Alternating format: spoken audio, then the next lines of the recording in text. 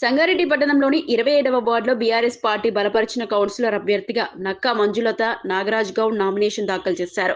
ఈ సందర్భంగా పార్టీ నాయకులు, కార్యకర్తలతో కలిసి ఎన్నికల కార్యాలయానికి చేరుకొని అధికారులకు నామినేషన్ పత్రాలు సమర్పించారు.